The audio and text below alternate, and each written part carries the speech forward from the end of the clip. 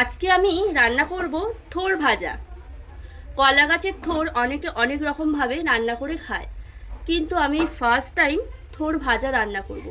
কলা গাছের থোড়ের উপকারিতা কতখানি রয়েছে তোমরা সেটা সবাই জানো। প্রচুর প্রচুর উপকারিতা রয়েছে এই কলা গাছের থোড়ে। বিশেষ করে যাদের প্রেশার সুগার আছে তাদের কিন্তু এই থোড় খাওয়া ভীষণই উপকার। তো থোড়ের অনেক রকম রেসিপি আমি খেয়েছি, থোড় ঘন্ট, থোড় চচ্চড়ি, অনেক অনেক রকম খেয়েছি, কিন্তু কলা গাছের এই যে থোড়, এটা ভাজা কখনো খাইনি। অনেকের মুখেই শুনেছি এই কলা গাছের থোড় খুব সুন্দর করে ভাজলে নাকি খেতে দারুণ লাগে। তো আজকেই আমি সেই থোড় ভাজার রেসিপিটা তোমাদেরকে শেয়ার করব।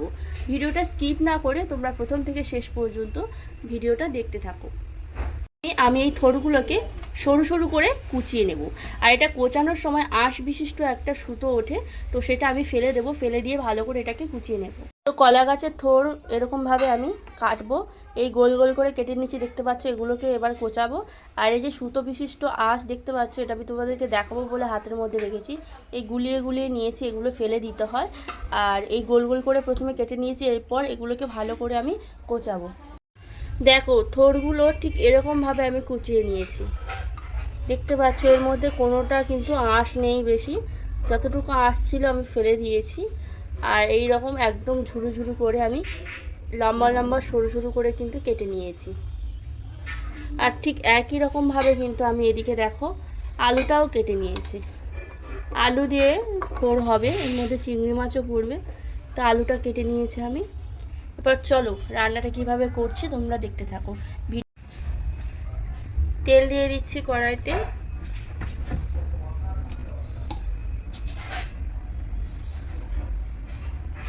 দিয়ে দেবো এই যে 5 ফোড়ন।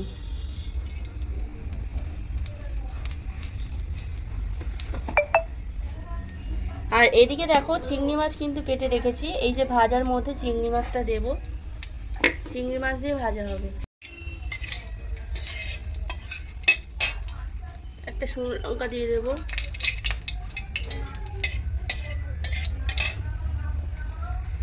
এরপর আমি দিয়ে দেবো আলু। আলুটা জল ঝরাতে দিয়েছিলাম, আলুটা দিয়ে দেবো।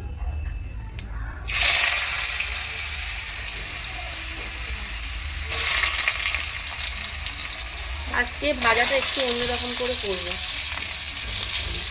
আলুটা দিয়ে দিলাম কেন, আলু থোড়ের মধ্যে একসাথে দিলে ভাজা যাবে না, ওই জন্য আলুটা একটু হালকা করে প্রথমে ভেজে নেব।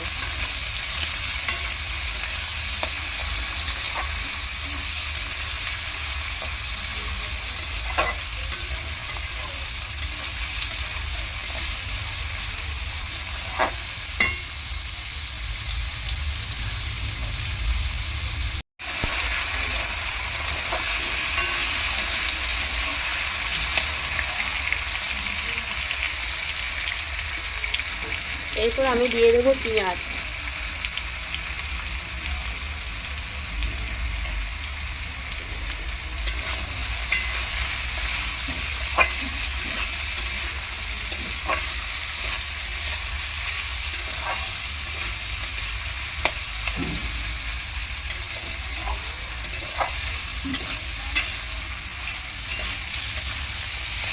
এর আগে বাড়িতে মা এরকমভাবে থোড় ভাজা করতো।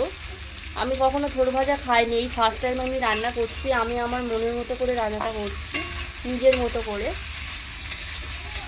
জানি না কেমন হবে, শেষ পর্যন্ত তোমরা দেখতে থাকো রান্নাটা কেমন হতে চলেছে।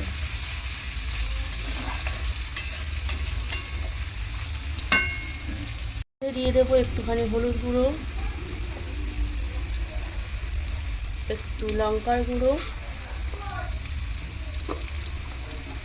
অল্প করে একটু আদা রসুন বাটা, আর দিয়ে দেবো একটু লবণ।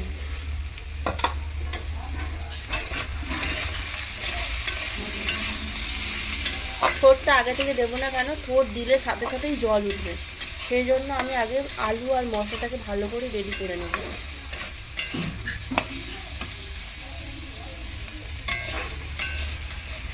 সবসময় একই রকম প্রসেসে রান্না ভালো লাগে না, আজকে একটু ভাবলাম একটু অন্যরকম করে রান্নাটা করি, আর সেটাই তোমাদেরকে শেয়ার করছি। এরপর আর কি চিংড়ি মাছটা দিয়ে দেবো। তোমরা হয়তো অনেকেই ভাবতে পারো যে কাঁচা চিংড়ি মাছ এরকম আলুর মধ্যে দিয়ে দিল ভাজা হবে নাকি, কিন্তু একেবারে পারফেক্টভাবেই ভাজা হবে। চিংড়ি মাছ ভাজতে বেশি সময় লাগে না, চিংড়ি মাছ বেশি ভাজলে ছিটেও হয়ে যায়। তো এরকমভাবে চিংড়ি মাছ খুব সুন্দর লাগবে, ভাজাও হয়ে যাবে। শুধুমাত্র ছাঁকা তেলে চিংড়ি মাছ ভাজলে হয় তা একদমই না, এরকমভাবেও সুন্দরভাবে চিংড়ি মাছ ভাজা যায়।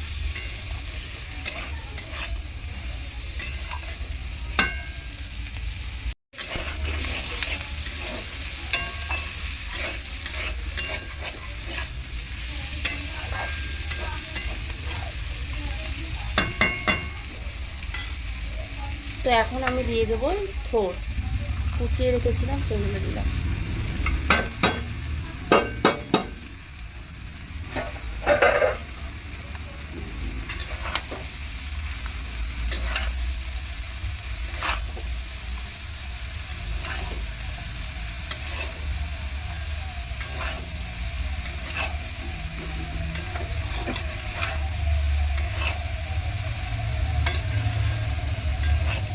তো বন্ধুরা, তোমরা কারা কারা থোড় ভাজা খেতে পছন্দ করো অবশ্যই আমাকে কমেন্ট করে জানিও।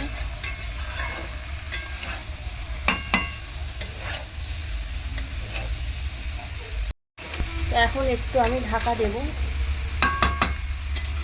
তার আগে আমি অল্প করে আরেকটুখানি থোড়ের পরিমাণ অনুযায়ী লবণ দিয়ে দেবো। লবণ দিলেই কিন্তু থোড় থেকে জল উঠবে, আলাদাভাবে সেদ্ধ করার কোনো দরকার নেই। দেখো আমি এখন ঢাকা দিয়ে দেবো, দেখবে কতটা জল ওঠে। গ্যাসটা কমিয়ে দিলাম ফ্লেমটা। তো মাঝে মধ্যেই ঢাকাটা খুলে একটুখানি নাড়াচাড়া করে দিতে হবে যাতে তলায় লেগে না যায়। দেখতে পাচ্ছ অলরেডি জল এই দেখো ওঠা শুরু হয়ে গেছে, দেখছো?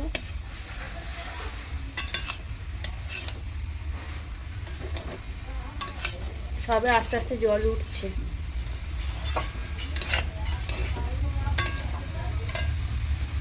বেশ কয়েকটা কাঁচা লঙ্কা দেবো যাতে একটু ঝাল ঝাল হয়, আর দিয়ে দেবো একটু জিরের গুঁড়ো।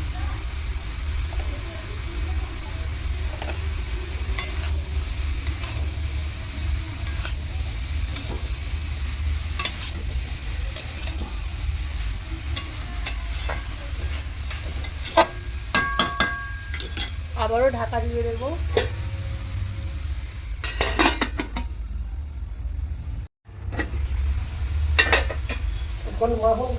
দেখো কতটা মজে গিয়েছে থোড়।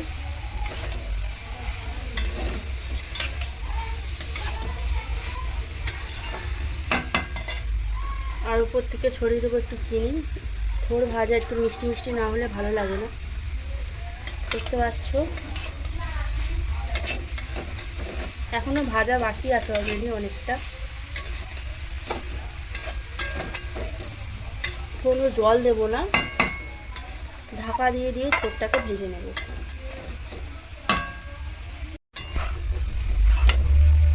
এখন এই যে আলু দিয়ে চিংড়ি মাছ দিয়ে থোড় ভাজা প্রায় হয়ে এসছে, খুব সুন্দর গন্ধও বেরিয়েছে, আর দেখে মনে হচ্ছে দারুণ লাগবে কিন্তু খেতে। তো উপর থেকে অল্প করে একটু তেল ছড়িয়ে দেবো, তখন একবার দিয়েছি, এখন আরও একবার দিলাম।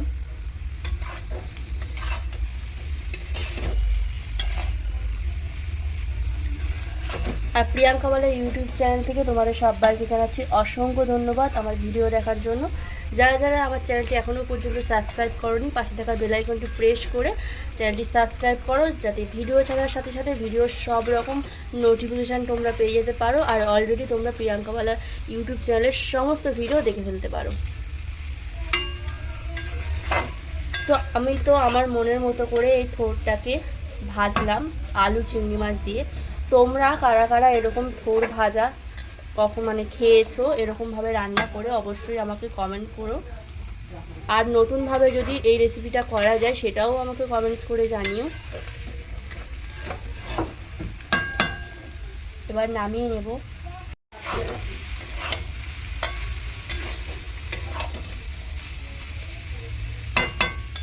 থোড় খাওয়া ভীষণ ভীষণ উপকার, তো বাড়িতে বাবার সুগার প্রেশার রয়েছে, মারও রয়েছে, তো এই থোড় ওনাদেরকে দেব, একটুও নষ্ট হবে না আর যাতে টেস্টি হয় তার জন্য উপর থেকে আরেকটু ধনেপাতা দিয়ে দিলাম।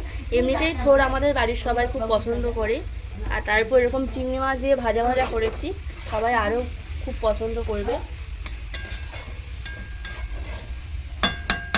এবার নামিয়ে নেব।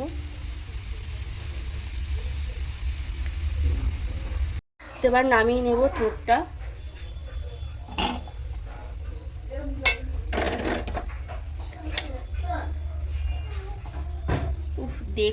দেখেই মনে হচ্ছে যেন এখনই ভাত দিয়ে খায়।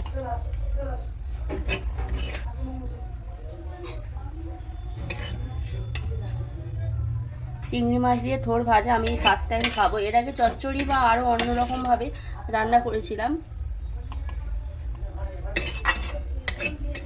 তো এই রেসিপিটা কেমন হয়েছে অবশ্যই আমাকে কমেন্ট সেকশানে কমেন্টস করে জানিও। যদি ভালো লাগে একটা লাইক করে দিও, চ্যানেলটি সাবস্ক্রাইব করে দিও।